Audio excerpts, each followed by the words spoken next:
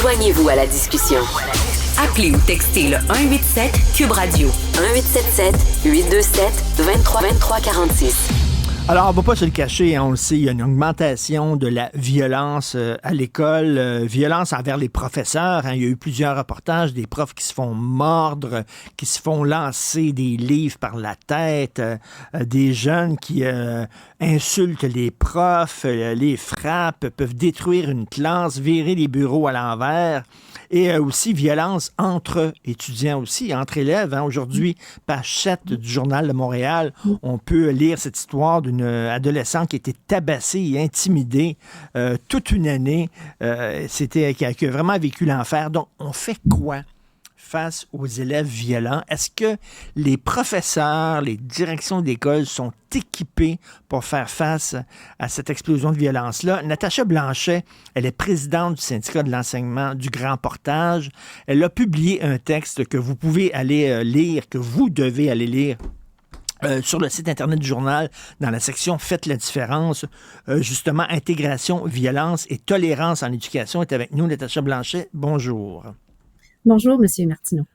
Très content de vous parler parce que j'ai bien aimé votre texte et je trouve ça, mon Dieu, assez courageux de la part d'une présidente d'un syndicat d'enseignement d'écrire ça. Et vous dites, vous commencez avec une phrase que j'aime bien. Vous dites, il y a des mots à la mode en éducation. Hein? Et un des mots à la mode, c'était intégration. C'était un mot à la mode. Puis là, maintenant, c'est bienveillance. Bienveillance. Ce que j'appelle la maman de Caillou, là, qui est très gentille. Caillou fout le bordel dans le salon, puis elle dit « Oh, mon petit coquin! Je suis pas sexiste, là. Le père de Caillou, il est jamais là. Je sais pas, il est où? Il est peut-être à la taverne. On le voit rarement. Là. C'est le temps, maman de Caillou s'occupe de son enfant. Bon, il faut poser la question, est-ce qu'on est trop complaisant envers les enfants violents? Mais cela dit, qu'est-ce qu'on peut faire face à des enfants comme ça, Mme Blanchet? Ben écoutez, c'est sûr que on parle de bienveillance pour tout le monde, on sert cette sauce-là, mais finalement, quand dans la classe, il arrive des éléments de violence, on n'est pas bienveillant pour autant, donc on banalise, on laisse faire. Donc c'est ce qu'on se constate au cours des dernières années, c'est qu'il y a eu un laisser-aller et une tolérance de cette violence-là qui fait en sorte que il y a eu une augmentation, clairement. On le voit là chez les petits au niveau de la violence physique. Vous avez donné des bons exemples tantôt qui sont très réels au quotidien là, chez les enfants, les petits au préscolaire, puis des enfants du premier cycle du primaire. Donc, c'est vraiment inquiétant. Les parents font pas leur job. Je l'ai dit, chaque fois que je parle à des professeurs, vous êtes des saints. J'adore les profs. C'est une job importante. Et vous ramassez finalement ce que les parents n'ont pas fait. Parce que premièrement, ça commence à la maison. C'est aux parents à apprendre aux enfants le respect, être poli, puis tout ça. Et moi, quand j'étais jeune, j'ai l'air d'un vieux schnock en disant ça, mais Mme Blanchet, quand j'étais jeune et que le professeur me chicanait, mes parents prenaient le côté du prof, parce qu'ils disaient, le prof, c'est une figure d'autorité, puis ça me représente. Tu dois respecter ton prof comme tu me respectes moi. Alors, aujourd'hui, malheureusement, quand t'es prof, puis t'es un peu sévère envers un enfant, le parent débarque et crie après le professeur. Est-ce que j'invente ça ou c'est comme ça que ça se passe souvent? Ben oui, parce que ça arrive, on en constate de la violence plus verbale de la part des parents envers les enseignants. Il y en a aussi, à un moins grand taux quand même, là, mais il reste que c'est sûr que la collaboration de la famille, des parents et de l'école, c'est la clé de la réussite. Hein. Et si on travaille ensemble, on peut faire souvent beaucoup de chemin. Quand j'étais enseignante, là, je disais à mes parents en début d'année, écoutez, si vous avez quelque chose qui ne va pas, ne me l'écrivez pas dans l'agenda de vos enfants. Prenez le téléphone quand votre enfant n'est pas là et parlez-moi. Ça va être mieux pour notre lien entre nous. Donc, c'est important que la collaboration soit là. Et il y a des parents qui font un excellent travail. Et il y a quand même des élèves qui ont des problématiques de comportement dont les parents sont très présents aussi. Donc, mais il y a une partie de ça, mais on peut pas généraliser pour tous les enfants. Je ne crois pas, là. Mais c'est vrai que la collaboration est importante.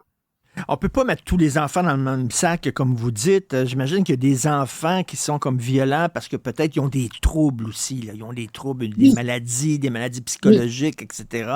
Ils sont sur le oui, spectre de l'autisme. Puis des fois, il y en a qui sont agressifs, pas tous, mais il y en a, oui, etc. Puis il y a le mauvais étudiant, le petit bum, là. C'est pas la même oui. chose du tout, là. C'est deux Non, réalités, c'est là. ça. Oui, puis tu sais, on se le cachera pas, on est dans un monde où il y a beaucoup d'incivilité. Ouais. On le voit là, partout où on va, on a des petits messages pour nous dire qu'on va être enregistré, d'en rester calme. Donc c'est généralisé, c'est un problème sociétal là, toute cette violence-là qui s'est installée. Puis il faut y voir. Puis la FSA, la Fédération des syndicats de l'enseignement, a dans son offensive professionnelle un volet sur la violence. Donc ça va être un sujet de l'heure au niveau de la Fédération des syndicats de l'enseignement et également de la Centrale des syndicats du Québec qui va s'y pencher là, au congrès qui va être dans quelques semaines.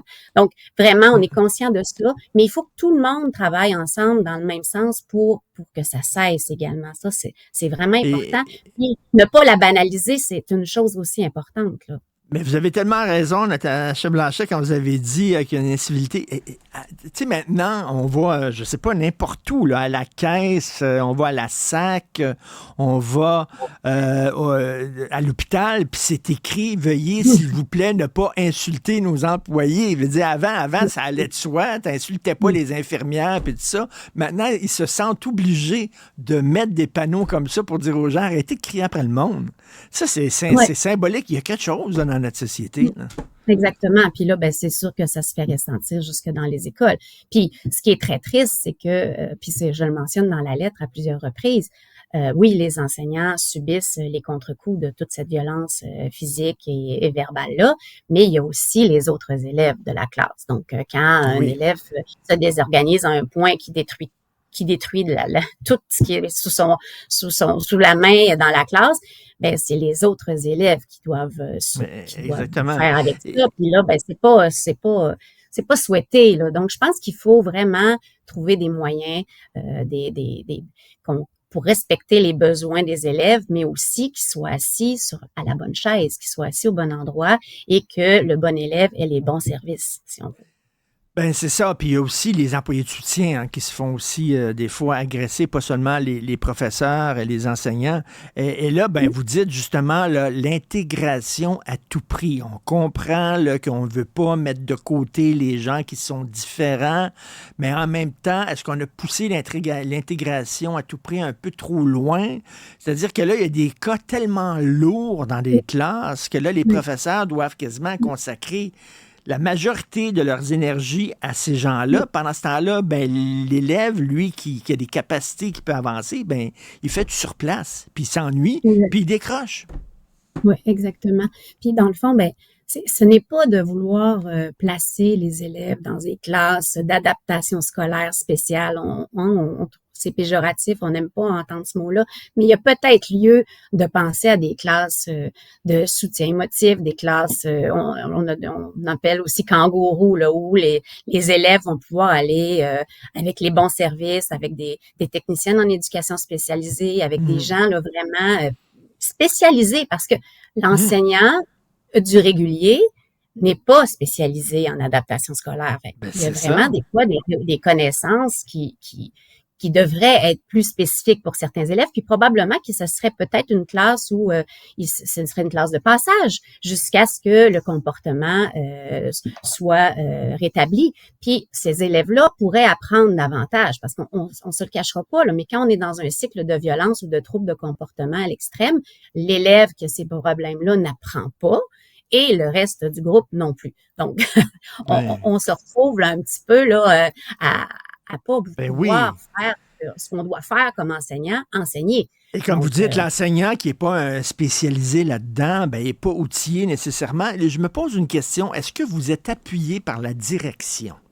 Est-ce que la direction vous dit, mettons que vous êtes enseignante, Mme Blanchet, est-ce que la direction vous dit, Mme Blanchet, c'est votre classe, vous pouvez faire tout ce que vous devez faire pour essayer de calmer un peu ces étudiants-là, tout ça, ou la direction dit, ah, nous autres, on veut pas de vagues, on veut surtout pas qu'on ça sache qu'il y a de la violence à l'école, on veut cacher ça, mettre ça en dessous du tapis.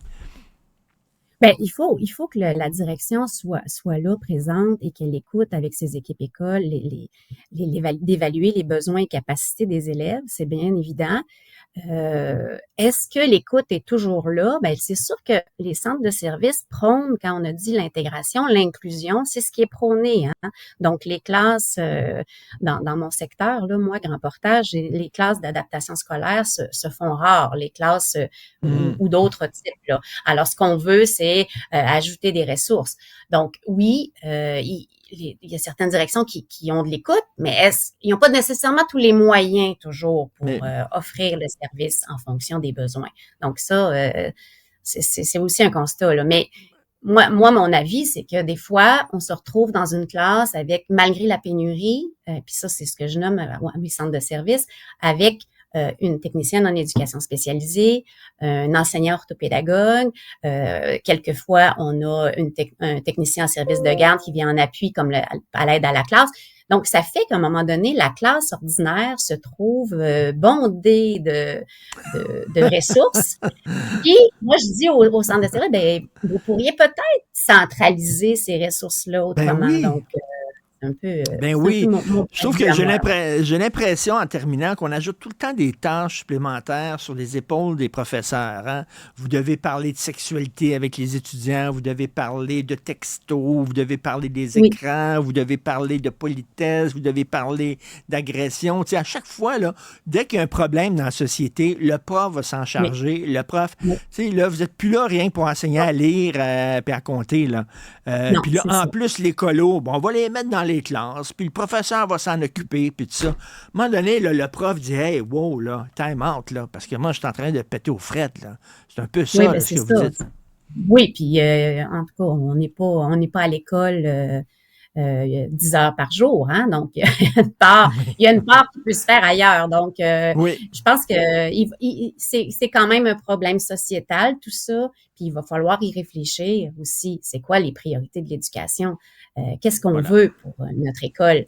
Donc, ça, c'est vraiment important aussi qu'on. Et Alors, c'est ça quoi les fait partie priorités des des réflexions. les parents aussi? Vous n'êtes pas là rien pour être les amis de vos enfants, puis leur donner des cadeaux, puis les amener à Walt Disney. Vous êtes là aussi pour les encadrer, puis avoir des règles. Puis s'ils Éduquer. n'obéissent pas les règles, il faut qu'il y ait des conséquences aussi.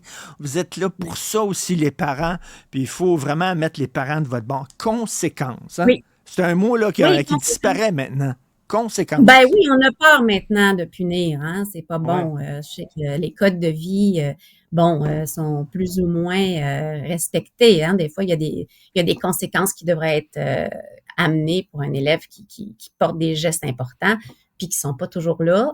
On est en surcharge, tout le monde, mais il reste il faut resserrer tout ça, là. Il faut Ouais. remettre le cadre pour que ça cesse, vraiment. Et puis, je Exactement. je dirais qu'il y a toujours aussi, vous savez, pour la santé et sécurité au travail, on dit aux enseignants puis au personnel de soutien, remplissez les rapports d'incidents si vous tombez d'un escabeau dans la classe ou si vous tombez sur la glace dans la cour de récréation. Puis ce qu'on constate, puis c'est un peu aussi le message qu'on veut passer à notre personnel, c'est remplissez le rapport d'incident quand il arrive des incidents de violence, qu'ils soient Hmm. psychologiques, verbales, parce que ça laisse des traces, ça Oui. laisse des lésions. Et on peut penser qu'avec les années, quand tu subis de telles violences au quotidien, ben ça affecte ton travail. Ça affecte ton travail, ça affecte aussi l'apprentissage des élèves. Ça, c'est aussi important, là, c'est de le mentionner. En tout cas, j'espère que les profs vont profiter des vacances d'été pour se reposer un peu. Merci beaucoup, Madame Natacha Blanchet, présidente du syndicat de l'enseignement du Grand Portage. On peut lire votre lettre dans la section Faites la différence. Intégration, violence et tolérance en éducation. Merci. Bonne journée. Merci à vous, Monsieur Martineau. Bonne journée.